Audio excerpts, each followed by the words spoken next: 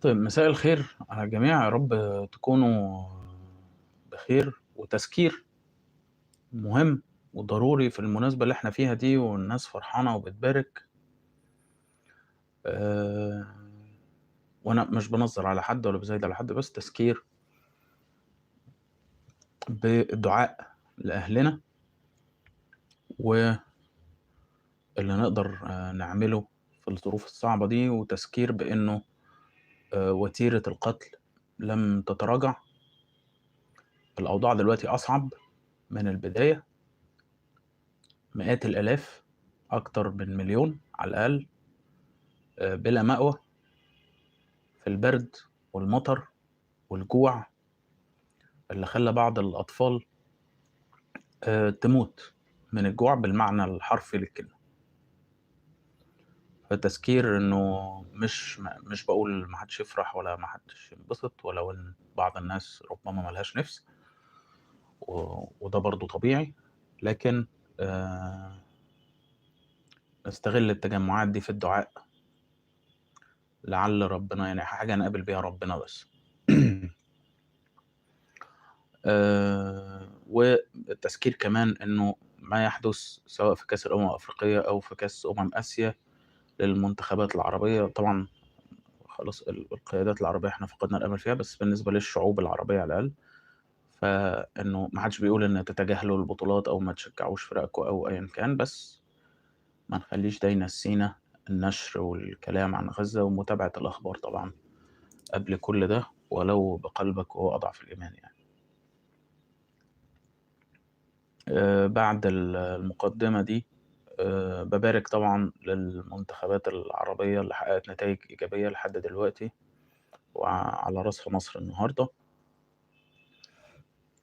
وهابتدي أشوف يعني كنت عايز أتكلم على المباراة، بس المباراة الحقيقة يعني تكتيكيًا ما فيهاش كلام كتير. يعني في البداية مصر كعادة المباريات كان عندها مشاكل في الbuild up وفي الضغط الاتنين. آمم ولكن لم تتمكن من بداية بقى إيه الزيادة العددية قدّام وبداية صناعة الفرص، غير لمّا كاب فيردي طوعًا قررت إنها تتراجع لسبب ما أنا يعني مش فاهمه، وبيوفّروا مجهودهم يمكن، أو شايفين إن هم في أي وقت يقدروا يخلّصوا بهجمة مرتدة. وهو فريق مدهش الحقيقة يعني، والمدهش أكتر إن جزيرة فيها نُص مليون بني آدم تقريبًا يطلّعوا الفرقة دي اللي هي ما فيهاش لعيبة، مش هاقول مرعبة، بس ما فيهاش لعيبة جيدة حتى بالمعايير العالمية. يعني أغلب حتى الأندية اللي هم بيلعبوا فيها، أفضل نادي أنا شُفته كان فريق الرديف بتاع بنفيكا وتولوز اللي هو بيلعب فيه لوجان كوستا، وأنا ما أعرفش هو بيلعب أساسي حتى والّا لأ. لكن كالعادة بتبقى محتاج شوية احتكاك، وكمان المجموعة. الراجل كمان الباك اليمين ده ويلي سيميدو ده ممتاز، يعني من اللي أنا شُفته المباراة دي، أنا ما شُفتش مباريات تانية لل للرأس الأخضر. لكن المنتخب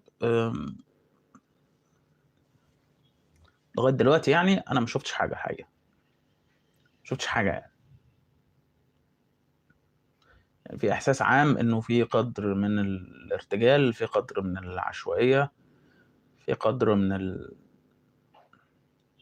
اللي هو كده يعني. ف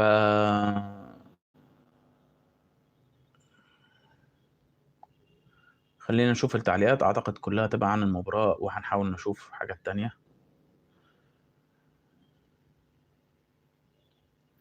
محمد فينيكس بيقول: "عايزين شرح اللي بيحصل." إيه هو اللي بيحصل يا محمد؟ مش عارف.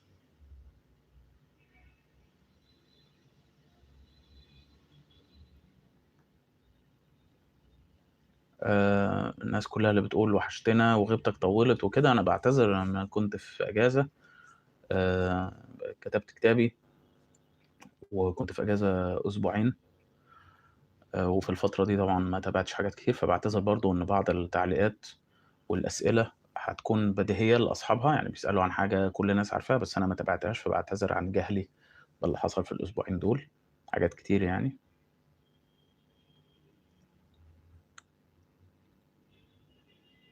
مُهاب بيقول: "إيه رأيك في رفع مصطفى محمد تيشيرت لعيب مُصاب بشد؟" انا بصراحه كنت بتفرج على المباراه على الستريم يعني على الانترنت، فكان مأخر عندي عن القهوه تحت، فانا عارف اللي بيحصل يعني. فايه الها دي اللي هي بتاعت الجماهير سبقاني بحوالي دقيقه ونص دقيقتين مثلا، فعملوا ها 3 مرات ورا بعض اللي هم بتاعت الجول بتاعت الفار، وبعدين الثالثه دي قعدت اقول دي ايه دي، يا اما جول ثالث يا اما الحكم صفر. فلما جه الجول انا عارف ان في جول جاي، فلما جه الجول خلاص قفلت وشلت اللابتوب وعملت السيت اب بتاع اللايف. ما شفتش بصراحه ايه التيشيرت اللي هو لعيب مصاب بشد رفع تيشيرت عليه محمد صلاح يعني. ما شفتش يعني لغايه ما اتاكد من المعلومه، بس يعني حاجه. طب خلينا، عشان انا عارف انه في ناس كتير عايزه نتكلم على الموضوع بتاع صلاح. انا بصراحه بامانه شديده اقسم بالله وربنا يعلم مشاهد على كلامي، انا ما عنديش اي حاجه محضرها اقولها يعني. كان عندي شويه اسئله، ثم كل ما حاجه في الموضوع تستفزني او تخليني عايز اتكلم ارجع اقول، عارف بصوت احمد عز كده، والله عيب علينا. يعني مساله متكرره، عيب انه نقول انه نقعد نحكي بقى فيها في نفس، او نهتم بيها او نديها اهتمام في الوقت اللي بيحصل فيه حاجات بالشكل ده على بعد كيلومترات مننا. انا عارف انه الناس اللي مهتمه بالموضوع ده او حارق دمها، في كتير منهم هو حارق دمهم امتدادا للمساله بتاعه فلسطين، امتدادا لكل الارواح مقدسه والكلام ده.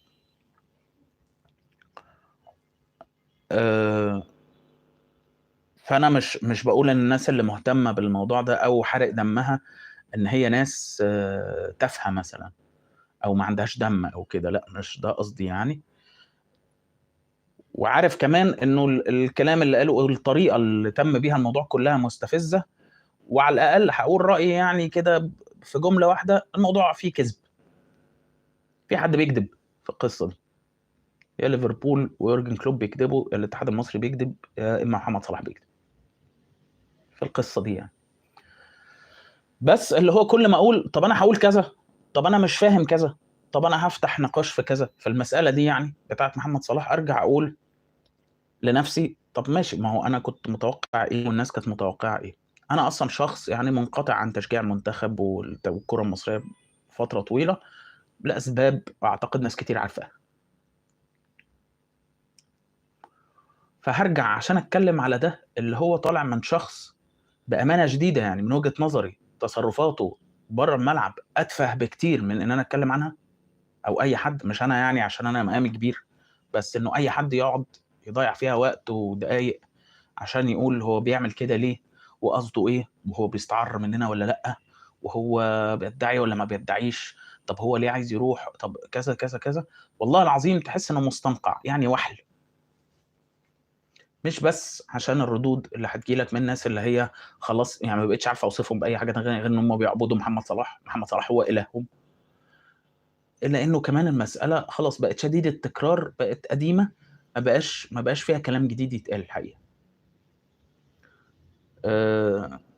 في بس فش غل اللي هو انا هطلع واقعد اتريق وازعق وبتاع ومش عارف ايه وكذا وكذا وكذا، انما في النهايه من اللي انا تابعته من اصدقاء مدونين وصانعي محتوى عن المساله دي، وهم اكتر متابعه للمنتخب وتفاصيله مني بكتير جدا، انه المساله يعني فصل جديد من الفصول المعتاده.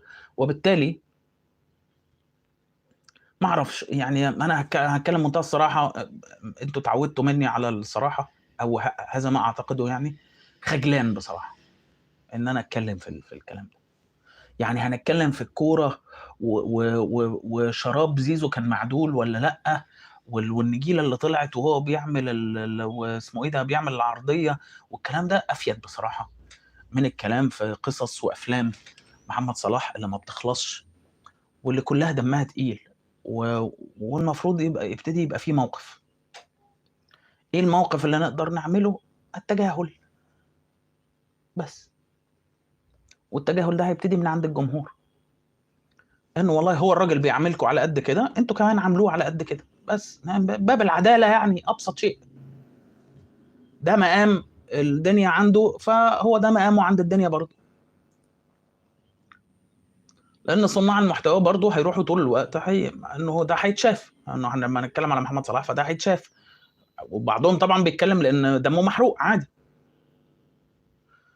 فلو ده شيء يعني انا عارف ان انا لما بتكلم فيه ده طبعا خيال علمي مستحيل، يعني الناس عايزه خناقه، بس بدل ما نقعد نقول والتاريخ والقديم والحكايه والروايه وقبل كده عملت ومش عارف ايه وبتاع، نقعد كل مره نتفاجئ ونندهش وننصدم.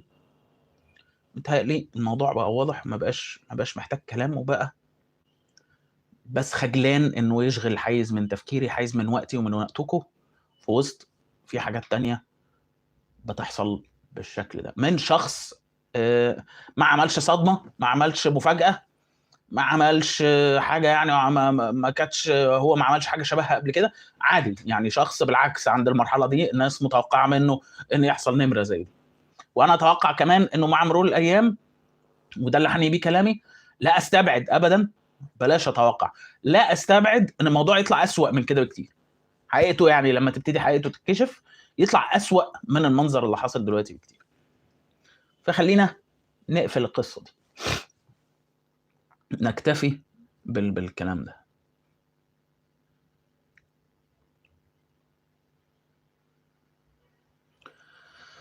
عمر محمد بيقول: هل نقدر نقول ان احنا استهلكنا رصيدنا من الحظ وان رحلتنا شرفت على الانتهاء؟ انا مش عارف انت بتتكلم على مصر يعني في كاس الامم، بتوقع انه اغلب التعليقات كده.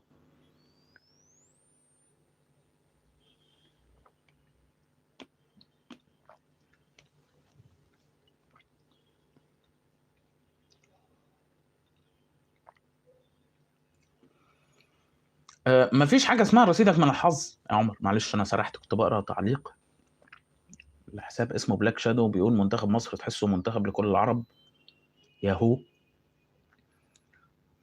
حماس، وكنت اشجعكم من قلبي، بالتوفيق لمصر، مشجع سعودي لمنتخب مصر عريق.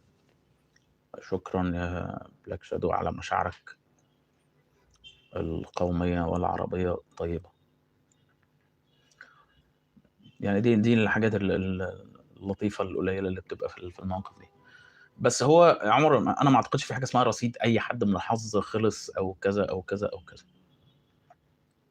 طول الناس هتخلص البطولة دي هيجي بطولة تانية هتبقى محظوظ فيها، او سيء الحظ لو بقيت سيء الحظ في البطولة اللي بعدها ممكن تبقى محظوظ. مفيش حاجة اسمها رصيدك من الحظ. سبحان الله، شفنا بطولات من اولها لاخرها، ما بقولش كلها حظ، مفيش بطوله كلها حظ، مفيش بطوله كلها اي حاجه، لا في بطوله كلها كوره، ولا في بطوله كلها تحكيم، ولا في بطوله كلها حظ، ولا في بطوله كلها مدرب، ولا في بطوله كلها لعيبه، ولا في بطوله كلها جمهور. بس شفنا بطولات الحظ فضل مستمر مع فرق ووصلت لادوار ما تعرفش هي وصلت لها ازاي، وبعض الفرق دي خدت البطوله بدون ذكر اسماء طبعا عشان ما حدش يزعل. لكن ما فيش حاجه اسمها رصيدك من الحظ. لكن الاكيد ان طول ما هو حال الكوره بالشكل ده وحال المواهب بالشكل ده، واحنا في الفتره الجايه ان شاء الله ربما يكون لينا حديث متعمق مع ناس متخصصين، لان انا مش متخصص ولا اتابع الكره المصريه بانتظام، ولكن حديث متعمق مع ناس مش عايز اقول بقى في المطبخ والكلام اللي بيتقال الناس في المستنقع، عن المساله دي بشكل اوسع، مساله بقى القماشه والناشئين والتحليل والمدربين والاجواء بشكل عام، نقاش اوسع. فهو انا بحس انه سامحني يا عمر يعني مش قصدي عليك، بس بحس ان احنا طول الوقت في الدول مثلا زي مصر الكرة فيها بتدار زي ما بتدار في مصر، احنا طول الوقت عايشين في بالونه، يعني واقفين على ازاز. الارضيه اللي احنا واقفين عليها اصلا انه ما فيش حاجه بتتعمل صح، وان الحاجات اللي بتطلع صح هي بتطلع صح رغما عن الظروف والقرارات الرسميه للمسؤولين مش بسببها. انا اسف كمان لان عندي برد. فاحنا اتعودنا على ده.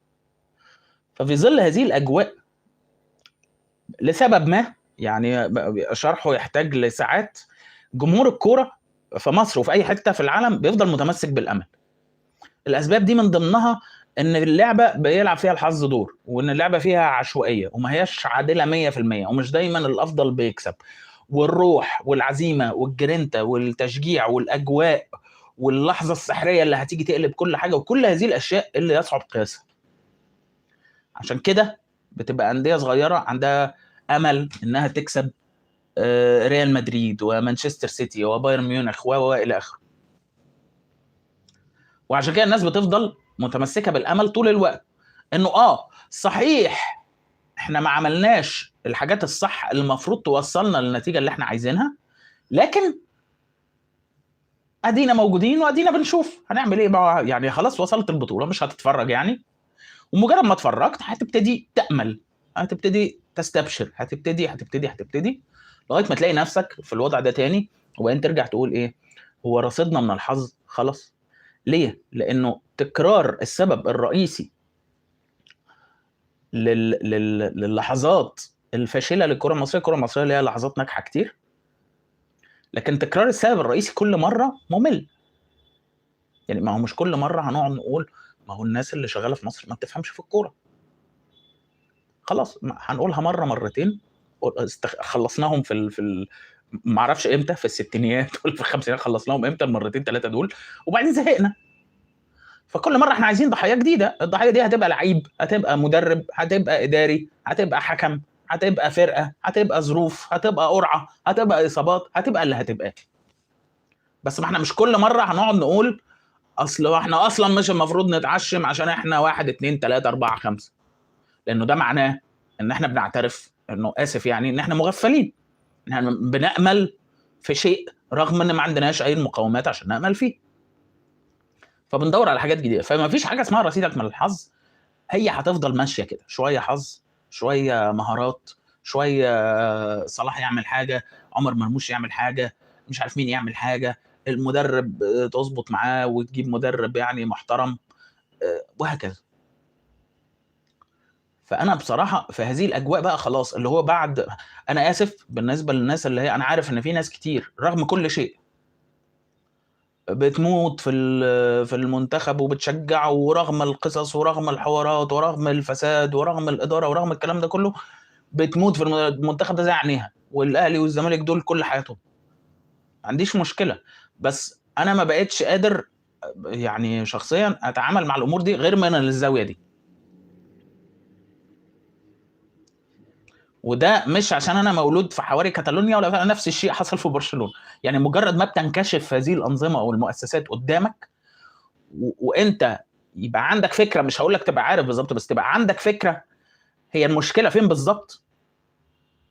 يعني هي ليه مصر بتظهر بهذا الشكل، وليه بتخش مجموعه فيها اسوأ جيل غنى انا شفته في حياتي، وموزمبيق والرأس الاخضر كامل الاحترام ليهم، عملوا يعني اعجاز ان دوله فيها نص مليون بني ادم يطلعوا فرقه بتلعب بالطريقه دي وتتاهل يعني بطلوع الروح.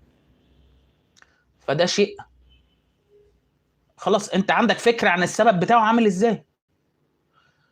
ملل بقى، اعتياد، انه كل مره بقى قاعدين طب ما احنا، طب هو يا جماعه في حاجه اتغيرت؟ لا ما فيش حاجه اتغيرت. طب يعني احنا مستنيين معجزه؟ مستنيين معجزه. وهذا هو ما يحدث. يعني تاريخ 3/4 دول المنطقه دي في الكوره يمكن تفسيره بهذه الاشياء، اللي هي اما صدف، او ان في واحد او مجموعه من الناس في مكان ما عملوا معجزه، لموا كده بعض في مرحله ما من الزمن تحت الرادار، ما حدش شايفهم، طلع هات ده من هنا وهات ده من هنا، عملنا منتخب شباب مش عارف ايه جامد، ودربناهم بطريقه مختلفه. فالعيال دي طلع منهم مثلا عبال ما وصلوا للمرحله الكبيره كانوا فيهم 5 6 لعيبه مثلا موجودين، وتصادف ان هم عبال ما ال5 6 لعيبه دول نضجوا، كان في كام لعيب كده من مش عارف فين وفين وفين وفين سندوا معاه، واتكلنا على الله. بس انه حاجه انا اقول لك انه ماشي حظ خلص مش عارف ايه بتاع، يعني ما حدش يقدر يقول. يعني ان احنا بقى نبتدي نحل الامور دي بشكل منطقي صعب. ده لا يعني انه المنطق والاخذ بالاسباب والدراسه هو ضمان النجاح. يعني انت عملت 1 2 3 4 5، درست الموضوع ذاكرته. مش هقعد اقول لك زي الدول المتقدمه وبتاع مش عارف ايه والكلام ده كله، بس ان انا قعدت ذاكرت الموضوع، اتعلمت من تجارب اللي احسن مني. ان شاء الله السي دي اللي احسن منك دول يكونوا في الجنوب مش في الشمال.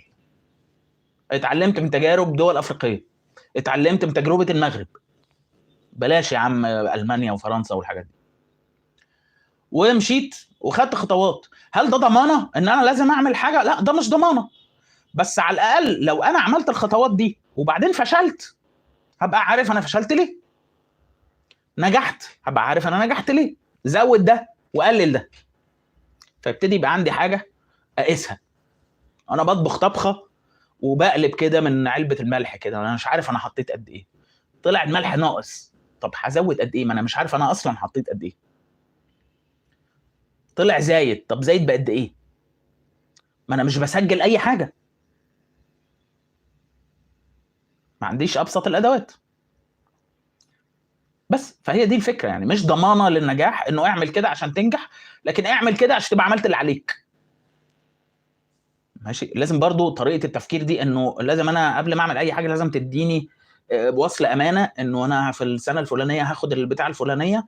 ده يعني بجد جود لك للناس اللي عايشه. انا عارف ان في ناس كتير عايشه حياتها بالمنظر ده، حتى القضيه الفلسطينيه كانت بتتعامل معاها من هذا المنطلق، يعني انه طب انا لو عملت ده ولا شيرت ده ولا اتكلمت في ده ولا عملت على الهاشتاج ده ولا خدت ولا عملت فيديو ولا عملت بتاع ولا مش عارف ايه، هيحصل ايه؟ اديني حاجه في ايدي كده، اديني وعد، اديني حد احمله المسؤوليه، حد انفجر فيه لما تمشي الامور مش زي ما انا عايز. وهي درجه من التدليل طبعا وصل لها كتير من الناس في عصر السوشيال ميديا، ان هم متعودين ان هم مدللين، وان الناس طول الوقت عماله توعدهم بنتائج، فيلاقوا حد ينفجروا فيه. فالناس اللي هي بتفكر كده سواء في الكوره او في اي حاجه تانية، الاشد كمان في الحاجات التانية والاهم بكتير من الكوره، ده جود لك. الناس دي هتعاني جدا في حياتها، مش هتعرف تعيش.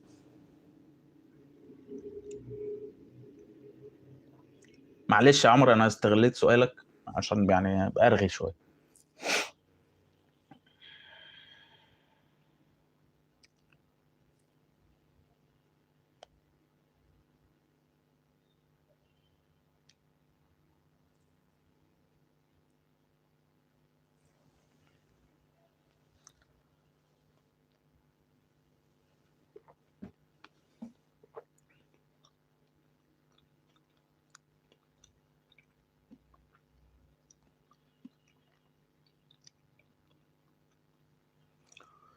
مساء الخير يا لول، عاش من شافك. تعليقك على انا والله يا جماعه لا كنت بكبر ولا بتنك على حد، يعني انا بس كنت في اجازه، بس كاتب كتابي مش اكتر من كده يعني.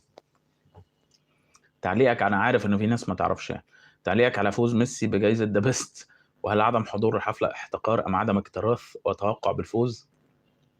وهل بدل ما يحسموا افضليته فوزه شكك في انجازاته اصلا؟ انا فهمت الجمله دي صح؟ هل بدل ما يحسموا افضليته فوزه شكك في انجازاته اصلا؟ طيب دول كذا سؤال.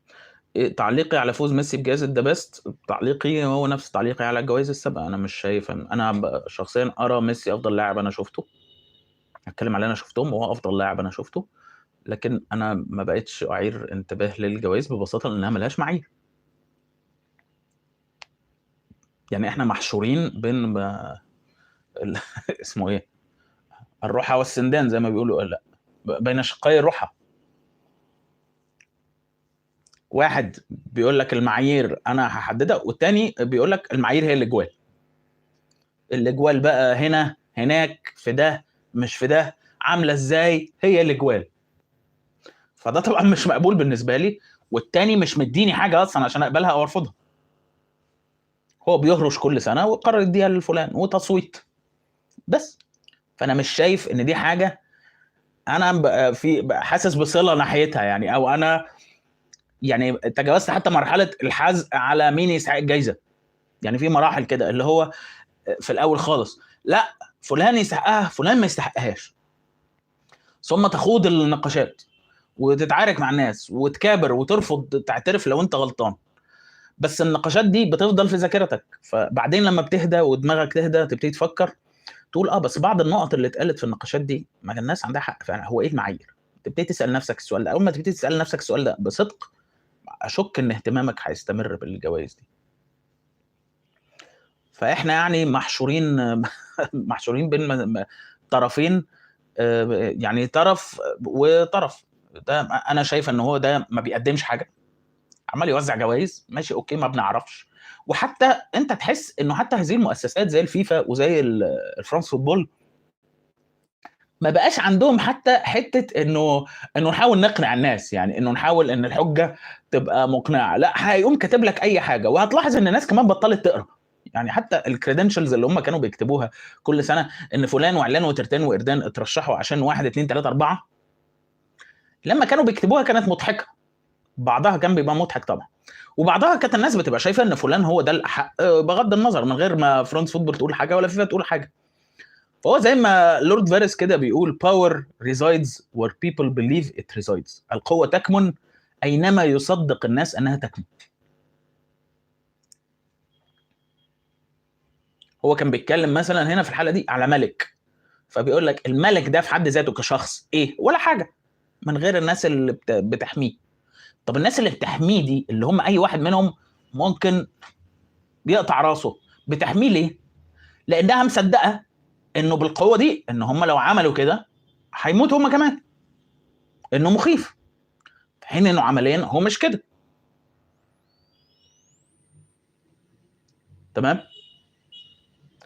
فنفس الشيء ينطبق على الجوائز والاصنام والمش عارف ايه والحاجات دي كلها، اللي هو لما الجائزه نفسها تفقد مصداقيتها خلاص، اعتقد تفقد جزء كبير من مصداقيتها، اعتقد انه خلاص احنا ما بقيناش محتاجين نناقش هو مين بيعمل ايه.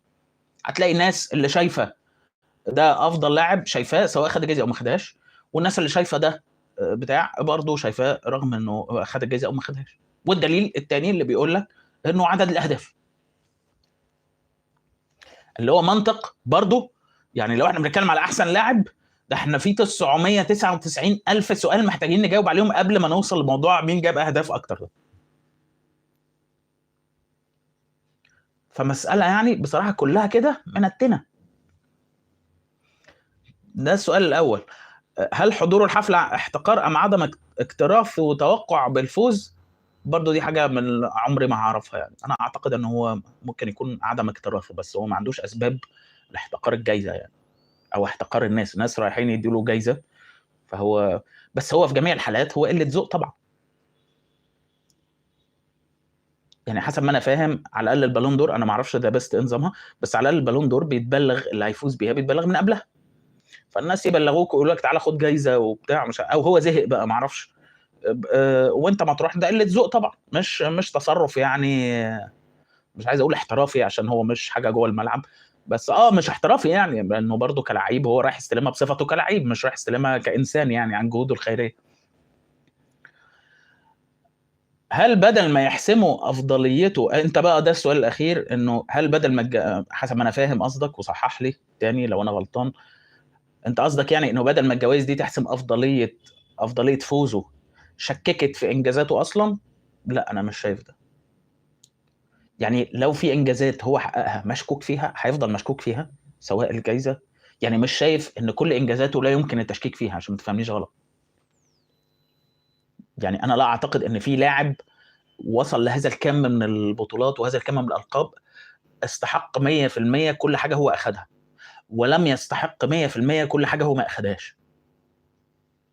ده نظام عدل نادر يعني تلاقيه في الكون مع اي شخص، مش ميسي بس.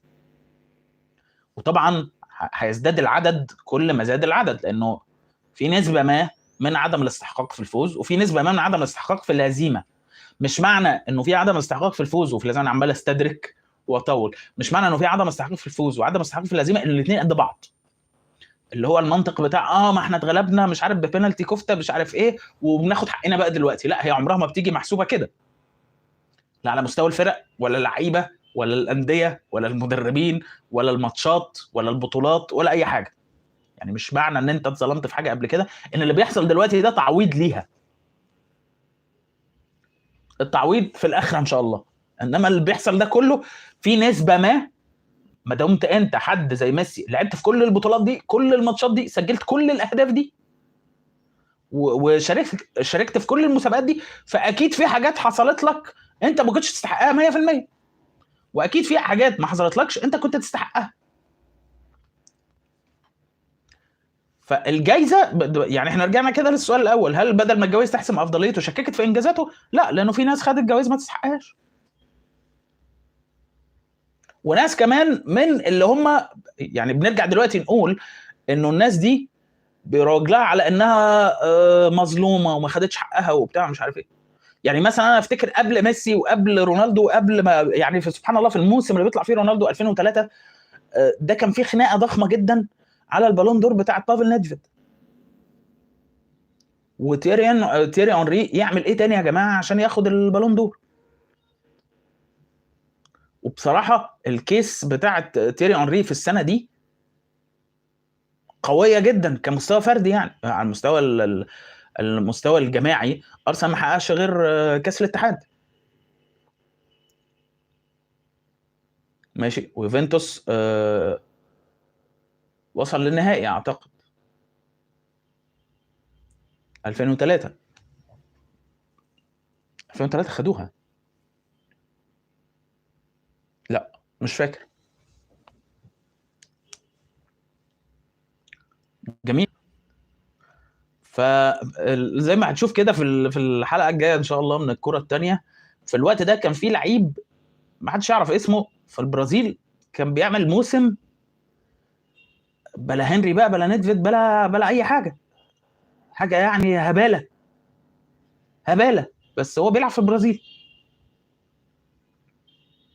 هو عوض الفرق في الجوده ده بالفرق في الارقام والحرفنه والتنوع وكل حاجه، بس مش بس ما حدش خد باله من الموسم ده، ما حدش يعرف اللعيب ده مين اصلا. الحلقه الجايه يعني مواهب ضائعه، يعني عدد انا اعتقد انه عدد قليل جدا من اللي بيتفرجوا على البرنامج هيكونوا عارفين مين اللعيب ده، انا نفسي ما كنتش اعرفه قبل ما اقرا عنه يعني عدى عليا مرتين ثلاثه كده بس عمره ما لفت نظري انه ده حاجه انا محتاج ادور فيها تاني يعني. تمام. ف لا في قصه انها تشكك في انجازاته دي، لا في ناس كتير خدوا يعني مش كتير بس اصل هتشكك في انجازاته مين؟ رونالدو اخدها برضه في السنين ما كانش يستحقها. فما اعتقد ان انت لو هتشكك في انجازاته ده مش معناه مره تانية مش معناه ان كل انجازاته 100 100، انا ما راجعتهمش كلهم، ومش معناه ان كل اللي هو ما خدهوش هو ما استحقوش. لو انت هتشكك في انجاز هو حققه او انجازين او 3 او 10 انت هتشكك فيهم بغض النظر عن الجائزه، لان انت مش هتشكك فيهم بسبب انه بياخد جوائز. يعني انت مش هتروح تقول مثلا ميسي، المنطق نفسه معيوب، فاهم قصدي؟ مش هتروح تقول مثلا ميسي ما يستحقش بطولة دوري الابطال دي مثلا عشان هو بياخد بالون دور او ذا بيست كفتة. مفيش رابط هنا بين الاثنين. ممكن تقول هو اخد البالون دور او ذا بيست دي كفتة عشان 1 2 3، وهو اخد البالون دور دوري الابطال دي كفتة او برشلونة يعني خدها عشان 1 2 3. دي كاس منطقيه بغض النظر، ده حاجه وده حاجه. انما ما اقدرش اقول انه اخد دوري ابطال عشان هو بياخد بالون دور كفته، او اخد بالون دور كفته عشان هو بياخد دوري ابطال فاهم قصدي؟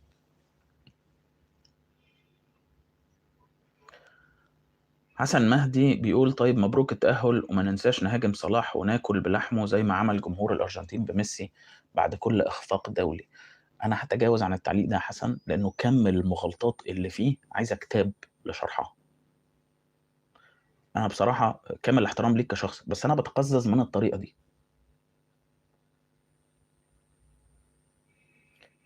يعني بغض النظر انا مش هاجم صلاح ولا اكل في لحمه زي ما انت بتقول لحمه بالواو، بس انا بتقزز من الطريقه دي ان انت تبتدي الحوار بكذبه ضخمه قوي انت ما فكرتش فيها، وتقعد بقى تتفرج على اللي قدامك وتتلذذ وهو بيحاول يفكك كتله الشعر المتشابك اللي انت رميتها له في حجره، كتله سلك المواعين اللي انت رميتها له.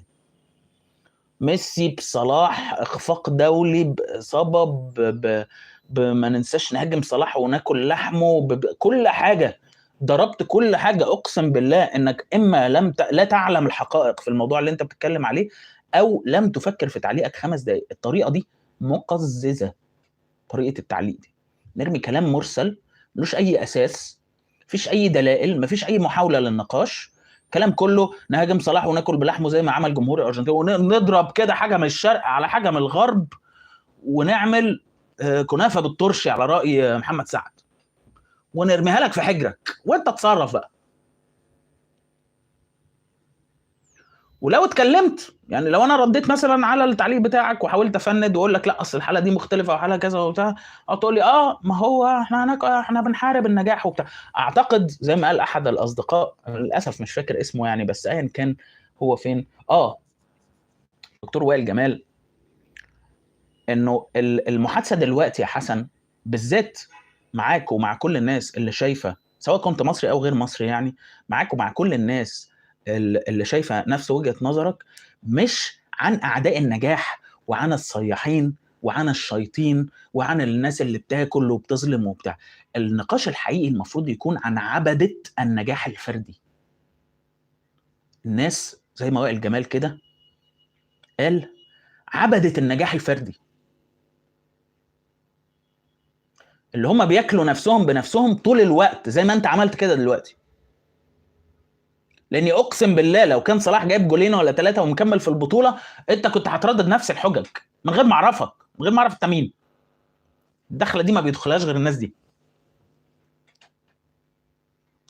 انما لانه في موقف دلوقتي هو ما حققش فيه النجاح الفردي اللي يخليك تتباهى بيه، وما عملش الكلام ده كله، فانت داخل تستعطف الناس انه يا جماعه ما تنسوش وتتريق عليهم، ما تنسوش بقى تاكلوا لحم صلاح وتهاجموه زي ما الارجنتينيين بيهاجموا ميسي بعد كل كذا وكذا وكذا وكذا.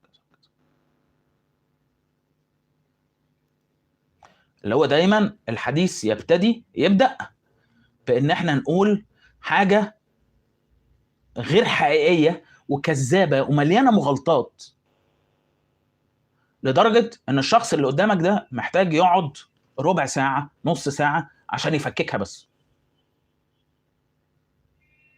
فانا بصراحه هحترم ذكاء الناس اللي بتتفرج، وهتوقع ان هم فاهمين المغالطات اللي في التعليق بتاعك، وربنا يعينك.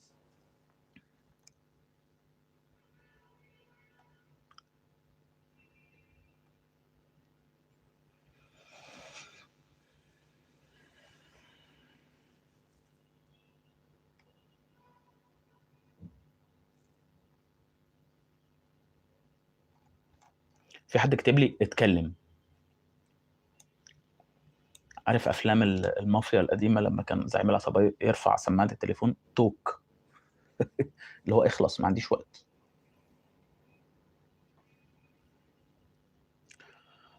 رفيق بوصيلة بيقول ايش الفرق بين بروفايل بيدري وبيلينجهام وايش هي اهم خصائصهم المختلفة؟ النهارده كنت في النقاش ده مع صديقي الدكتور مهاب، اللي هو طبعا الناس اللي ما تعرفش انا ابني الياس في اكاديميه ريال مدريد، مش عشان زي ما الافيه الشهير بيقول عايزه يطلع احسن مني، لكن عشان هي دي الاكاديميه اللي جنب البيت. يعني هو ده ملعب، ده النادي اللي موجود جنب البيت، نادي. ففي الاكاديميه دي كانت اكاديميه ليفربول، وبعدين ريال مدريد جه مكانها، وكل كام سنه كده بيغيروا، كانت اتلتيكو مدريد عند لحظه من اللحظات، والحياه يعني جميله. فهو بيروح الاكاديميه، فانا بقف بتكلم مع دكتور مهاب اللي هو معاهم دكتور، ودي حاجه حلوه الصراحه، اللي هو بيبص على الولاد لما حد مثلا يتعور ولا بتاع. فكان بيقول لي النهارده، هو مدريدي طبعا، فبيقول لي النهارده ده بيدري ده انتوا نافخينه قوي، ده اقل من العادي وبتاع. فقعدت اتناقش معاه في القصه دي شويه، وبعدين قال لي يعني هو احسن من بيلينجهام. انا عارف ان هو عايز يروح للحته دي في الاخر، يعني ان هو يعني هو احسن من بيلينجهام وبتاع. فده خدنا النقاش ده، انا قلت له الاثنين بروفايلات مختلفه. بيدري تحت اللعب اكتر، بيدري ما هواش اللعيب بيلينجهام طبعا لعيب عشوائي اكتر بكتير. انا بشوف بيدري اهم مميزاته على الاطلاق ان هو قراراته الغلط نادره جدا. يعني لما تاخد كل موقف منفصل وتحلل ايه الخيارات اللي كانت قدامه، يصعب ان انت تلاقي خيارات افضل من اللي هو عملها. بيلينجهام يمكن بيعتمد على محاولات اكتر، بيلينجهام محتاج مساحات اكتر، بيلينجهام بيقدر يسجل اهداف، والاهداف طبعا بتلغي اي فرصه للمناقشه الموضوعيه، خاصه مع كميه الاهداف اللي هو بيسجلها واهميتها، مش كميتها بس، اهداف مهمه كمان على الاقل يعني لغايه قبل كام مباراه فاتوا. فانا شايف الاثنين بروفايلات مختلفه. بيلينجهام لعيب ممكن يلعب 9.5، ممكن يلعب يعني ما بيلعبش 8 حتى. بيدري طبعا مساهماته الدفاعيه، مساهماته في بناء اللعب، مساهماته بالكوره بمعنى في التحضير اكبر بكتير من بيلينجهام بما لا يقاس. العكس عند بيلينجهام في الثلث الاخير. فانا شايف ده حاجه وده حاجه، كانك بتقارن مثلا، مش عارف يعني، مش عايز اقول نقول ايه مثلا، كانت بتقارن مثلا يعني ليفاندوفسكي بجواو فيليكس مثلا، يعني عشان مثال تقدر الناس تفهمه ويبقى واضح.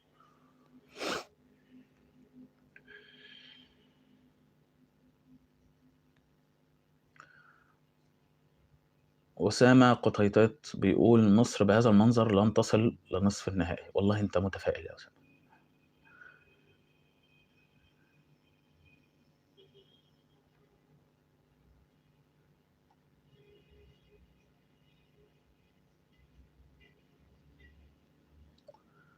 يا جماعة نقف مع محمد صلاح وننسى شغل اللجان الإلكترونية.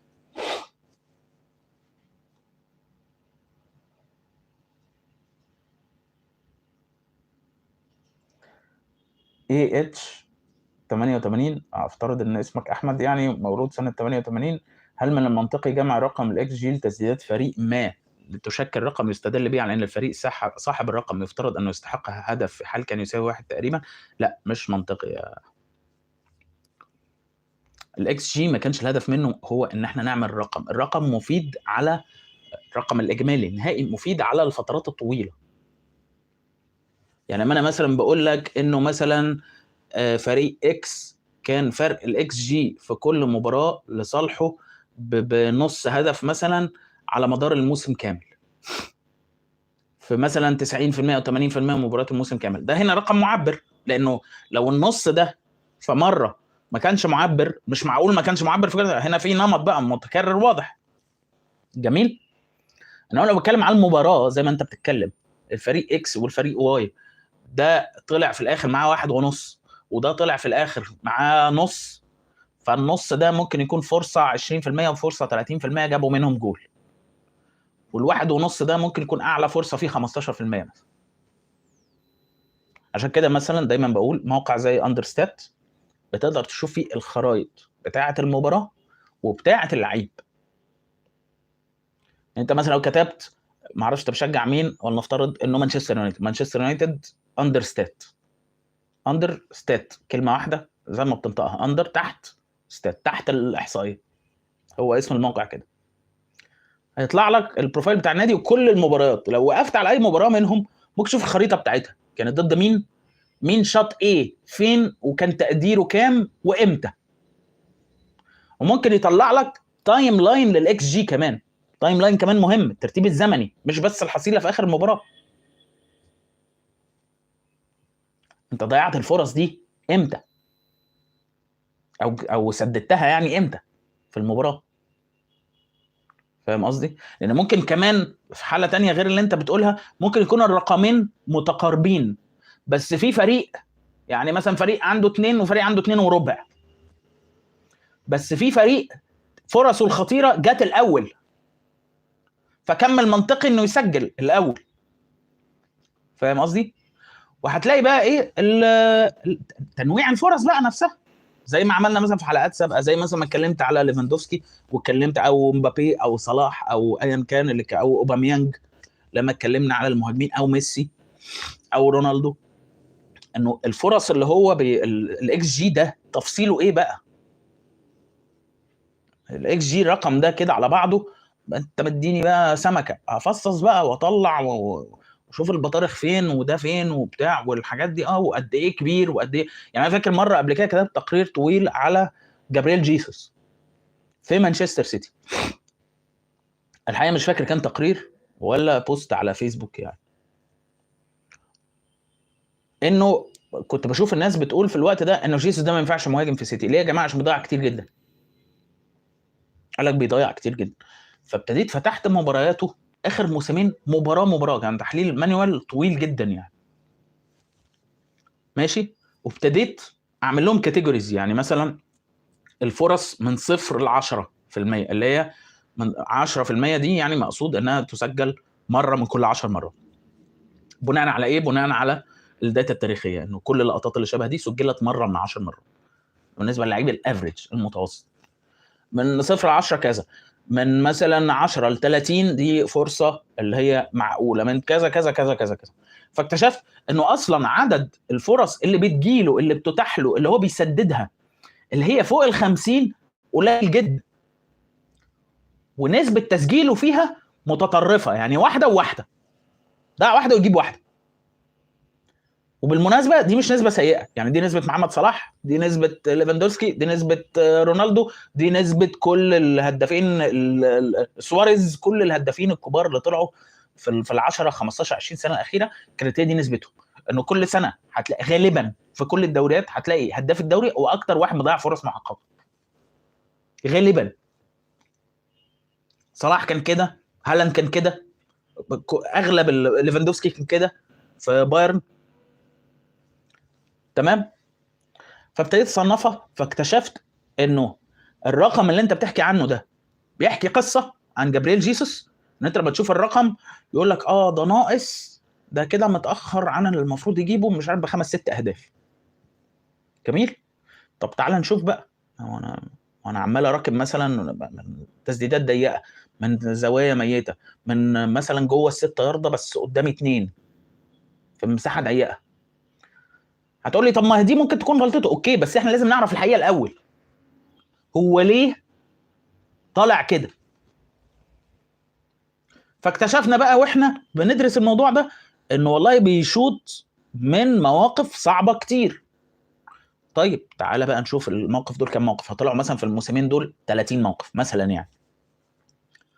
فقلنا طب هنبص على 20 منهم، اكيد 20 ده هيبقى عينه داله يعني على هو بيعمل ايه. ومن هنا بقى بص، يعني ابتدينا ايه، نصفي. استخدمنا الداتا ليه؟ عشان نستبعد الاحتمالات. اول سكان، لا هو مش كده، هو مش اهبل بيضيع فرص وخلاص. طب ليه مش اهبل؟ عشان كذا. طب ده كذا ده بيحصل ليه؟ تعال نشوف. بصينا على 20 لقيناهم مش معبرين. طب نشوف ال10 الباقيين، طلعنا خلاصه. فنروح بقى للعيب نقول له معلم انت محتاج تشوط من الحته دي، انت محتاج تشوط بالطريقه دي، انت محتاج تقف هنا. يبقى ايه الشغل ده كله وصل بينا لحاجه في الاخر، نصيحه انا اقدر اقدمها له بناء على اللي هو بيعمله قبل كده. النصيحه دي ممكن تحسن مستواه.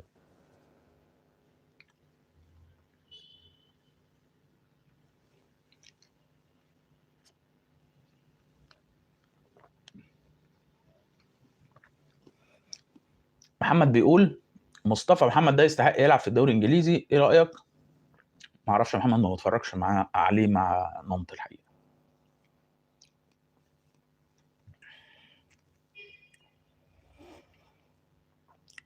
مو هشام بيقول هل تشافي تطور تكتيكيا مع برشلونه؟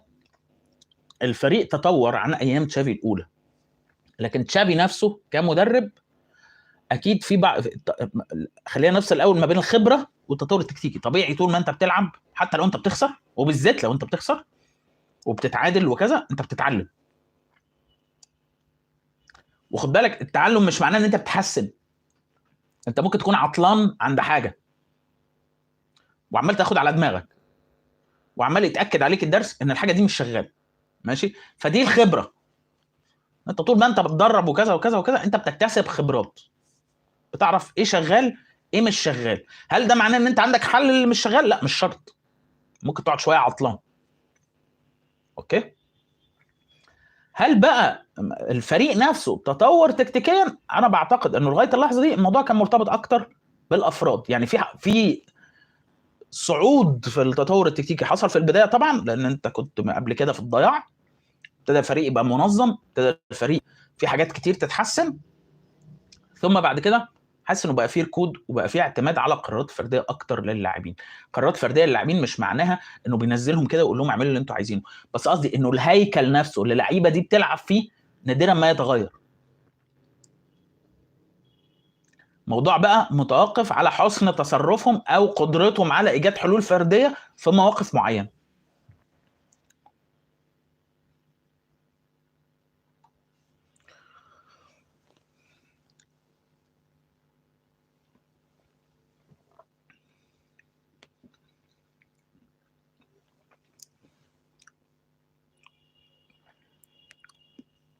ايه رايك بحاله الاحصائيات الجديده الكرويه التي مكسيكي عمال يسال سؤال متكرر، ما رايك لو انت مكان فيتوريا وتاهلت النهائي هترجع صلاح؟ ده يرجعنا تاني للكلام على القصه دي وهيفتحني، فمفيش داعي للكلام ده. انا شايف بصراحه ان الموضوع ده لسه فيه شويه كلام. ده توقعي الشخصي يعني من تجربتي مع اي حاجه بيبقى فيها تنظيم اداري في مصر بالذات في الكوره. فانا شايف الموضوع ده لسه فيه شويه، فحاسس ان الكلام اللي هنقوله دلوقتي هيبقى سابق، مش دي كل الحقيقه. يعني اللي حصل لحد دلوقتي في تخيلي انا مش هي دي كل الحقيقه، اما هو مختلف عن الحقيقه او الحقيقه ناقصه، باكثر التعبيرات تهذيبا. ابو الصدق بيقول ايه رايك بحاله الاحصائيات الجديده الكرويه التي بتنا نسمعها بشكل يومي عن رونالدو وميسي بشكل خاص من دون اي لازمه؟ انا شخصيا ابو الصدق عزلت نفسي عن الكلام ده، يعني ما بقاش يهمني دلوقتي رونالدو وميسي بيعملوا ايه في السعوديه او في امريكا، يعني الحقيقه يعني. بس لو انت بتتكلم عن الحاله دي اللي هي كانت مستمره يعني وهم بيلعبوا، وانه اول لاعب يسجل هدف برجله الشمال وهو حالقها بالواكس من غير شراب بشنكار اصفر في الدور الثمانيه من بطوله دانون الوديه، فهو برضو القصه دي اتكلمنا عنها كتير قوي، ان هي الفكره من العنوان من الخبر انه في صحفيين مساكين قاعدين عشان يقبضوا مرتبهم اخر الشهر مطالبين، وانا هنا مساكين مش بتريق عليهم، ده حقيقي مساكين، ناس بتعاني عشان المؤسسات الصحفيه بتحط معايير خزعبليه ودي مساله بقى لو شدينا الخيط ده انا هتكلم في حاجات كتير ماشي. بس في مؤسسات صحفيه بتحط معايير خزعبليه للصحفيين عشان ياخدوا بونص او عشان يقبضوا مرتب كويس او عشان يترقوا او كذا، معايير خزعبليه. طبعا هنا بنتكلم في القراءات والكليكس والكلام ده كله. فمن الاخر هو بيدور على عنوان فيه احرق، اشيط لعيب، اصيح لعيب، افضل لعيب، اطول لعيب، اقصر لعيب، اخضر لعيب. هو عايز افعل التفضيل. ليه؟ لان هو ده اللي بيتقرا. النقطه اللي انت مسكتها دي يلتقي عندها كل نص مشاكل العالم دلوقتي. طب ليه هو ده اللي بيتقرا؟ عشان هو ده اللي الناس بتدور عليه. الحرق، احسن، افضل، اشيط، مش عارف ايه. يعني انا من فتره في صديق بعزه يعني قال لي انا شايف ان فلان ده من اهم الناس اللي بتعمل بتاع، وراح حتى مستخدم الجمله اللي انا بستخدمها كتير في التقرير يعني كده بهزار، وقال لي ما كانش اهمهم يعني على الاطلاق. انا بستخدم الجمله دي كتير لا اراديا احيانا. فقلت له هو اكيد مهم يعني، بس انا ما يعني مش قادر اشارك في النقاش ده اقول هو اهم مثلا من فلان. انا ما اعرفش في ناس كتير في المساحه دي وانا ما اعرفش نصهم يعني. وبعدين هو ليه اصلا يعني ليه لازم يبقى اهم؟ ليه لازم ياخد جايزه ياخد ميداليه دلوقتي؟ ما هو مثلا لو احنا بنتكلم على كاتب او صحفي او صانع محتوى، هو في الاخر مهتم، اللي هو مهتم بيه فعلا ان هو يتشاف او يتقرا او يقيم بشكل عادل، صح؟ هو ده المهم، هو ده اللي حسسه انه مهم او غير مهم ماشي. وبعد رقم معين هو مش هيقدر يتابع. يعني هذا الرجل هذا الرقم زي الفلوس كده في البنك، في كميه من الثروه مثلا انت ممكن تدخرها بعد رقم معين مش هتاثر على حياتك. يعني انت مثلا معاك 10 مليون دولار مثلا، يعني هتسكن في بيت وهتركب عربيه وهتاكل الاكل وهتشرب شرب وهتنام نومه وهتتجوز وهتخلف وهتودي عيالك مدارس وكذا وكذا وكذا. لو بقى معاك 11 مليون دولار مفيش حاجه في دول هتتغير. يعني مش هتقول انا معايا 11 مليون دولار لا انا دلوقتي بقى لازم افطر حاجه ثانيه. مش هيحصل. نفس الشيء في عدد المتابعين. انا لا اقارن الناس بالاموال، بس انا بتكلم من وجهه نظر الشخص نفسه. ان انا دلوقتي مثلا بيتابعني 200 واحد، في 150 منهم متابعين صامتين، وفي مثلا 50 بيشتبكوا معايا في التعليقات على فترات متقطعه. انا مثلا كل مره كل بوست 10 12 واحد منهم يخشوا يعلقوا او يعملوا. انا ممكن ارد على الناس دي واشتبك معاها، اشتبك يعني مش نمسك في بعض بس نتناقش يعني. ال 200 دول بقوا 500 بقوا 1000 بقوا 10000، خلاص الموضوع خرج عن سيطرتي. انا مستحيل اعرف الناس دي بتحترمني ولا ما بتحترمنيش، بتتابعني ولا مش بتتابعني، عامله سبسكرايب ونسيت الموضوع وقفلت اليوتيوب، ولا بتتابع وبتتفرج على كل حاجه. خلاص الموضوع خرج عن سيطرتي، ولا ادعي ان انا عارف الناس دي كلها. وعشان كده انت دايما بتشوف الديسكريبنسي الواضح ده، انه طول الوقت انت مثلا عندك 100,000 سبسكرايبر بتاع المشاهدات مثلا 30,000 او 40,000، لان هو ده مش عقد يعني، هو مضى معاك. فمن هنا يهمني، انا ما يهمنيش ان انا اخد عدد كبير قوي عشان يتقال ده الاهم او ده الاشهر او ده الاكبر او ده الاتخن او ده الاطول. ده طريقه سطحيه جدا لتقييم الموضوع، لانها ممكن تستخدم ضدي. اما الناس تقول لي طب ما انت عندك مليون مش عارف ايه، واللي بيشوفوا البتاع اول عن اخر 200 ولا 300,000، يعني ما حصلوش التلت حتى، يعني من كل 3 في 2 ما بيتفرجوش عليك. ده في اللي عاملين لك سبسكرايب مثلا، يعني ممكن حد يقول لي كده، ما بالك بقى بالناس اللي بره؟ فانت فاردها علينا على ايه؟ ايه اللي اهم وما اهمش وبتاع؟ هو اللي هو بعدد الناس اللي داست على الزرار، مش مهم الناس اللي داست على الزرار، المهم الناس اللي شافت.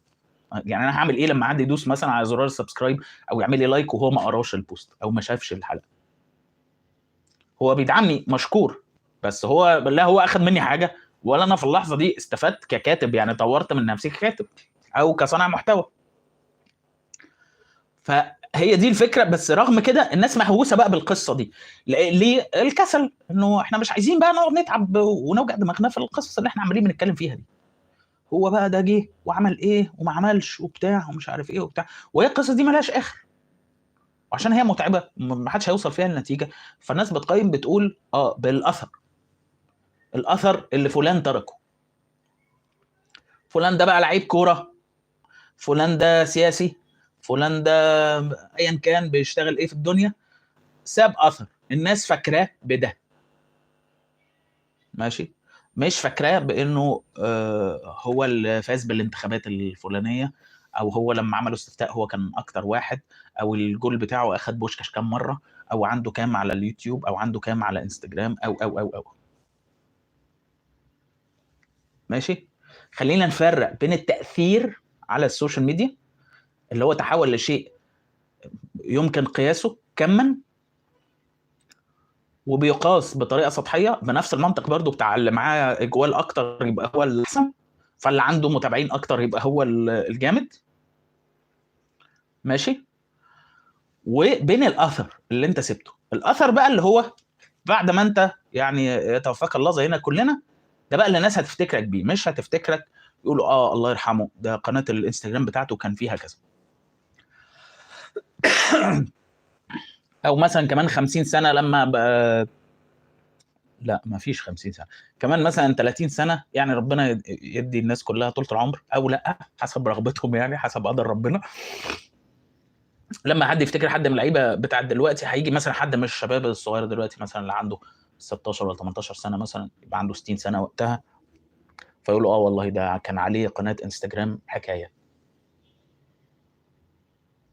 يجي ابنه مثلا يقول له بابا مين الراجل اللي الناس بتتكلم عليه ده، بيقولوا كان لعيب جامد على ايامك وبتاع، ايه اللي حصل؟ فمش هقول ده كان اكتر واحد كذا كذا كذا، لانه ده غالبا بالنسبه للطفل ده لو هو عاقل يعني مش هيكون كافي، يعني هقول له اكتر واحد، يعني طب انا عايز اشوف، يعني ماشي وريني، في الاخر هيشوف.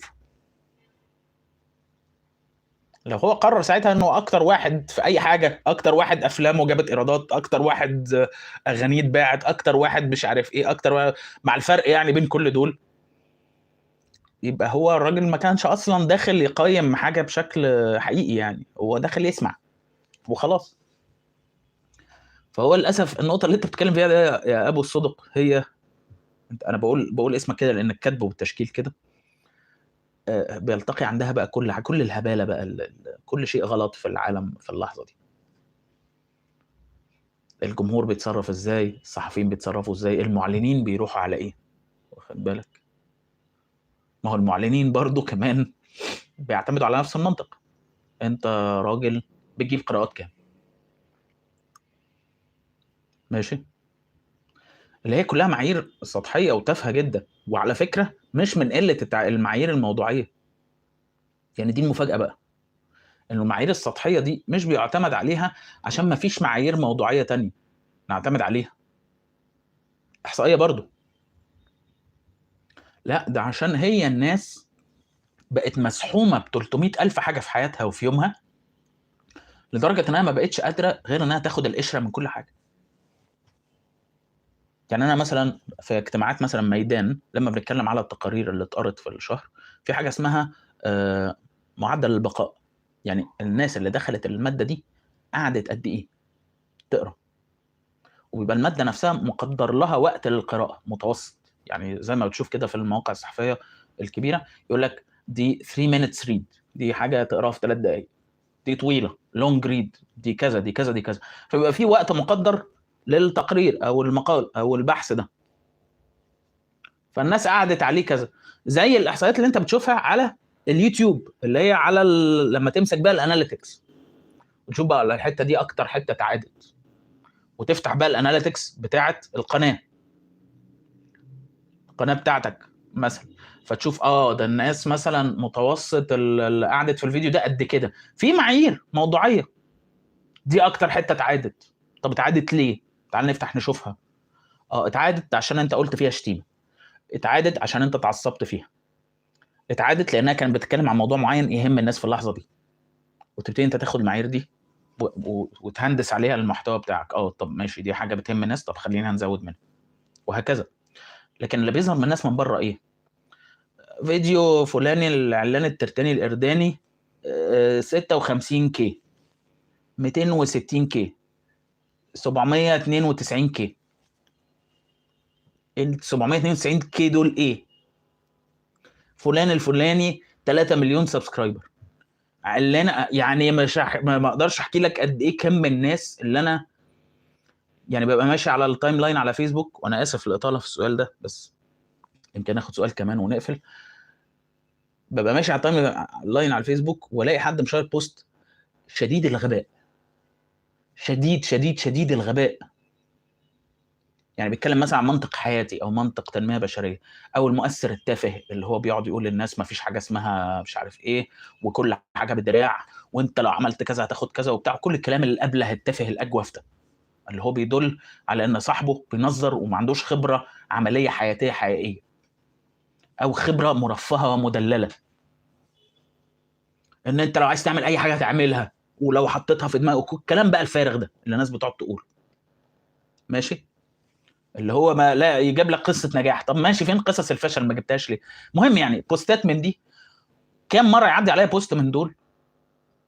ماشي، او بوست مثلا شيرته من فتره، حد بيقول الناس الشغاله ما بتعملش دوشه. اما تشوف دوشه في اي حته اعرف انها من الناس الفاضيه اللي ما عندهاش حاجه. يعني بص المنطق، حد مثلا دخل في شركه تعرض لظلم وبتعمل دوشه ومش عارف ايه، ده فاضي. ده انت مش جاي تشتغل بقى. ما انت لو اصلك انت لو عندك حاجه تقدمها ما كنتش قعدت تصيح بقى وتعمل ايه. طب انا يا عم متعرض لظلم، يعني ما اعملش دوشه دلوقتي، امال اعمل امتى؟ اللي هي الحاجات، المحاولات التافهه المتخلفه لكبسله العالم، انه لم يا معلمي الدنيا دي كلها في كبسوله واحده كده. بص يا معلم، الفاضي ما بيعملش. عارف انت الراجل اللي بيبقى قاعد ده في المكتب في المصلحه الحكوميه او على القهوه، هو قاعد كده وبعدين يبص على الموقف ويقول لك ايه؟ معلم بص من الاخر، الحرام حرام والحلال حلال. ماشي، ما استفدناش اي حاجه. معلم بص من الاخر، اللي عايز يشتغل ما بيعملش دوشه. ماشي، ما استفدناش حاجه. بص يا معلم من الاخر، اللي بيعمل ما بيقولش واللي بيقول ما بيعملش. اللي هي بقى ايه؟ القواعد البلهاء دي، اللي هو يلا بقى كل الدنيا يا جماعه كده. ماشي، فيجي واحد مثلا يقول له انا هضربك، وماسكه ماسكه عدمه العافيه عشان يبقى عمل وقال عادي، ما فيش حاجه تمنعه يعني. فبيعدي عليا البوستات دي، كم مره اخش اشوف على صاحب البوست ده والاقي عنده 1.5 مليون فولور، 500,000، 600,000، 700,000، ارقام مرعبه، وانا ما اعرفوش، عمري ما سمعت عنه. بيقول اشياء شديده التخلف. ده مش معناه ان الناس اللي عندها فولورز قليلين جامدين وغلابه وملح الارض والكلام ده كله، لا فيهم ناس برضو بتقول اشياء بنفس التخلف بس لسه ما جاتلهمش فرصتهم عادي. فهي القصه دايما ايه؟ انه رقم، لانه الرقم ده ثقه، ما دام في 500,000 هنا فاكيد مش كلهم حمير، وال 500 دول لما كانوا 20 كان رقم 20,000 واحد كان بيقول برضو اكيد ال 20,000 دول مش كلهم حمير، وهكذا. خلينا ناخد اخر سؤال.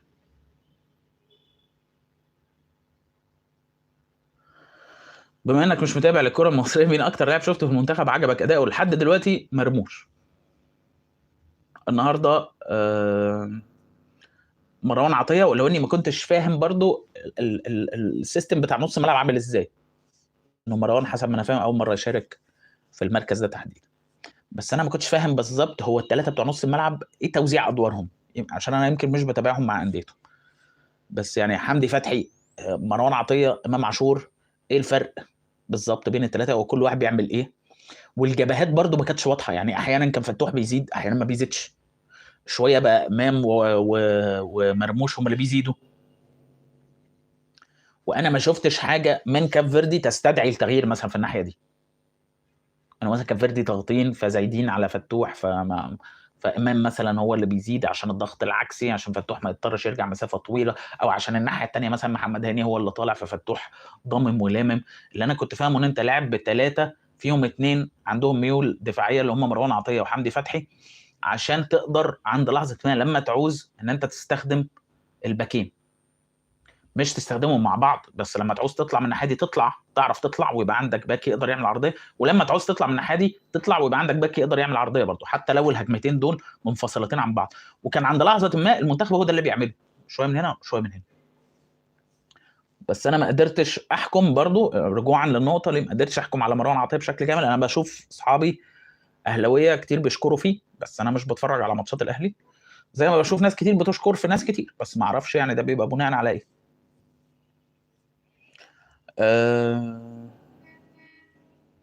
بس ده اللي كان عندي النهارده. الفتره اللي فاتت ما كانش فيه لايفات زي ما قلت لاني كنت في اجازه،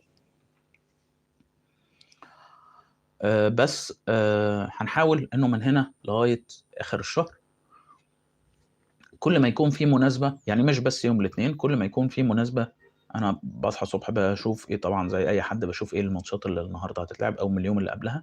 لما يكون في مناسبه ان في ماتش حلو ممكن نتكلم عنه، هنتكلم عنه ونعمل لايف ساعه كده في السريع زي ما عملنا دلوقتي.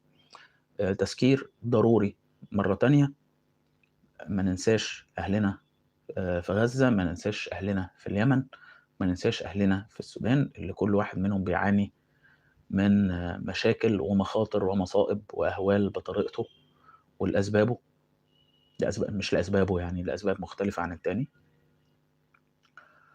وما نبطلش كلام لأنه لا نملك غير إن احنا نفكر بعضنا. بالمناسبة أنا مثلا التايم لاين عندي على فيسبوك، ومعرفش ده جليتش ولا إيه، بس التايم لاين عندي على فيسبوك بقى كله اللي هي عارف أنت في تمبلت كده معين، في تمب كده الناس بتستخدمه مع الصور أو القصص بتاعة غزة، اللي هو we will never forget، لن ننسى أبدا، we will never stop sharing، مش هنبطل نشارك هذا المحتوى وبتاع.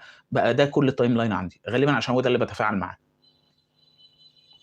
فيبدو انه الفيسبوك على الاقل عامل لنا ايه شويه جيتوس كده، يعني فقاعات كده صغيره، دول قاعدين مع بعض دول قاعدين مع بعض بيتكلموا غزه ما حدش سامعهم، اوكي، بس على الاقل هو بنفكر بعض. انا عارف ان المعايير منخفضه جدا جدا جدا جدا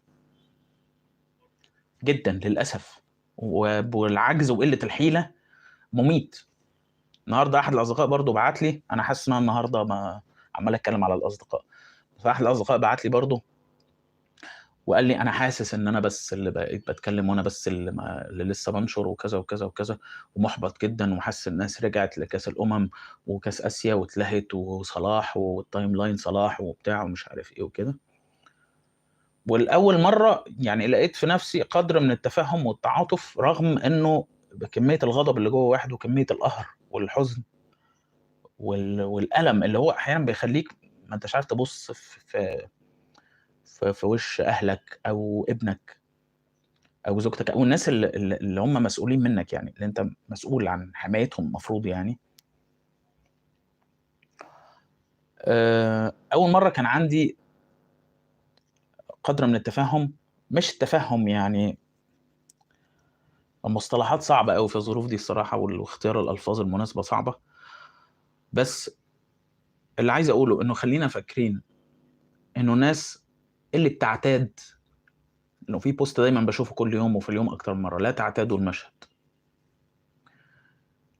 خلينا فاكرين يا جماعه انه احنا بنعمل كل ده، وانا عارف ان ده طلب صعب جدا ان انا اطلبه من الناس واطلبه من نفسي، لان احنا بشر في النهايه. اما الناس بتقول ما تعتادش، ما تتعودش، ما تخليش هو ده العادي، ما تخليش كذا، ما تخليش هو كذا، وناس تانية بتشتكي من انه خلاص الناس تعودت والموضوع كان هوجة وكان ترند، واصل الناس زطت في الزيطه وبتاع مش عارف ايه. خلينا فاكرين ان في تقديري الشخصي على الاقل، انه كتير جدا من الناس، الاغلبيه في وجهه نظري، من اللي بيتقال عليهم ان هم زطوا في الزيطه، ولما كانت فلسطين ترند طلعنا مع الترند وهيصنا وبتاع ومش عارف ايه، وبعدين سكتوا ما بقوش يتكلموا، بقوا بيتكلموا في صلاح، بقوا بيتكلموا في بتاع، في كذا في كذا في كذا، بقوا بيخشوا يعملوا مغالطات زي الاستاذ حسن ويرموا لنا كنافه بالطرش في التعليقات. الناس دي مش خونه ولا عملاء ولا سلموا ولا باعوا ولا بتاع ولا حاجه زي كده. هو بصراحه على بعض المستويات يعني كلنا مسلمين وكلنا بايعين، يعني ما لم تكن بتشارك بشيء حقيقي، فاحنا كلنا على درجه ما من التخاذل والتخاذل، يعني ما تسماش حاجه تانية. فالناس دي مش كلها كده، هي الناس دي ببساطه مساله الاعتياد هي حاجه غير واعيه، يعني ما فيش انسان بيقول انا عايز اتعود على ده، سواء ده كان حلو او كان وحش، كان مصيبه وفاجعه زي اللي حصل دلوقتي ولا كان حاجه عظيمه. يعني الراجل اللي بتقع عليه ثروه كبيره من السماء ما بيجيش بقى في يوم ويقول ايه انا زهقت بقى، وانا كل يوم هندهش، كل يوم هتفاجئ، كل يوم هلاقي نفسي ايه العربيه الجامده دي وايه البتاع، انا عايز اتعود بقى على الكلام ده. لا، هو بيتعود من غير ما يحس. هو ده اثر التكرار السحري. هو ربنا خلقنا كده، التكرار مع الوقت بيزيل الدهشه. ازاي انت كل شويه هتفضل تندهش او تنصدم او تهستر او تهايبر من نفس الشيء؟ ما تقدرش، يعني مهما حاولت ما تقدرش. اللي تقدر تعمله انك تفضل تتكلم وتخلي ده جزء من روتينك، تحوله لروتينك، بما ان ده هو ده اللي انت قادر تعمله دلوقتي، انك تتكلم او تشارك او تجمع تبرعات او تضخم قضيه، مثلا حد محتاج انه يخش مصر العلاج او يسافر العلاج او بتاع، تتكلم عنها، خليه جزء من روتينك. بس في جزء كمان من الناس بيتحول الموضوع بالنسبه لها لتعذيب، انه طول الوقت عمال يشوف مشاهد مرعبه مفزعه، وفي نفس الوقت كل طاقه الغضب وكل طاقه الاحساس بالذنب دي مفيش مسار تطلع فيه، لا في مسار انه اعمل حاجه فعليا، ولا في مسار ان انا اتكلم واقول حاجه واغير حاجه بالكلام ولا اغير حاجه بالفعل، ولا في اي مسار. المسارات كلها مغلقه، والثمن كل الناس عارفاه. فمع الوقت بيتحول الموضوع لتعذيب، فبيهرب، مش لانه نسي، مش لان ده تمام، مش لان خدتوا وقتكم معانا يا جماعه وخلاص وانقلعوا بقى وما تاكلوش دماغنا والتصويرات الشيطانيه دي، لانه اشك ان في ناس كتير بالشكل ده، يعني بالعدد اللي بعض التعليقات بتتخيله وبعض الناس بيتخيلوا. لا، لانه ببساطه اصلا بالخالق اللي خلقك بالشكل ده وخلاك غصب عنك تعتاد كل شيء، بما في احوالك الشخصيه مهما كانت مأساويه، احوالك انت الشخصيه مهما كانت مأساويه بتعتادها. الخالق اللي خلقك بالطريقه دي هو كمان قال لك ان المفروض هذه الاحوال لا تستمر طول الفتره دي، الاثنين بيكملوا بعض. ليه انا غصب عني مع الوقت بتعود مع الاهوال وبتاع؟ لانه اصلا لما يطلع مني رد فعل في حموتها مش المفروض ان رد الفعل ده يخبط في حيطه خرسانه، يخبط في زلط ما يلاقيش حته يروح فيها فاكتمه جواه. المفروض انه اصلا الوضع ده ما يستمرش كل ده، اساسا ما يحصلش، ولو حصل ما يستمرش كل ده. وده يعني خلينا ما ننساش ان هي دي المشكله الرئيسيه، وده عشان خاطرنا احنا الناس اللي ما حصلهاش الشرف انها تكون من الارض دي، وعشان خاطر الناس اللي من الارض دي كمان، عشان ما نجيش عند لحظه ونفتكر ان احنا دلوقتي بنتكلم وبنشير وبتاع وكل الكلام ده كله عشان كتير مننا هو ده بس اللي يقدروا يعملوه. طبعا في ناس المساله عندها مجرد حاجه هتتمضي على ورقه وهيتحولوا لابطال، بس هم مش راضيين. جميل. بس بالنسبه لناس كتير وبالنسبه لنا ان احنا بس بنقدر نتكلم او نشارك او بتاع ومش عارف ايه. الهدف من الكلام اللي انا قلته ده دلوقتي عشان ما نجيش عند لحظه ونتخيل ان هو ده كل اللي بنعمله وكل اللي نقدر نعمله وكل اللي هنقدر نعمله. بنعمله وخلينا فاكرين مقامه فين، مكانه فين، هو على السلم فين بالظبط. بنعمله عشان احنا كمان مقهورين مش قادرين نعمل حاجه تانية، او اجبن من ان احنا نعمل حاجه تانية، خلينا نقولها بالطريقه دي. بس اسف لو طولت في الموضوع ده، بس بحب دايما انه اما كناش هنتكلم عن الموضوع ده بشكل رئيسي نعدي عليه. وبصراحه اللي مش عاجبه طبعا مش ناس كتير، بس لو حد مش عاجبه حاجه زي كده تو باد، يعني بني ادمين. اشوفكم اللايف الجاي ان شاء الله، او الحلقه الجايه مش عارف انهي هيكون اقرب. بس وتصبحوا على خير.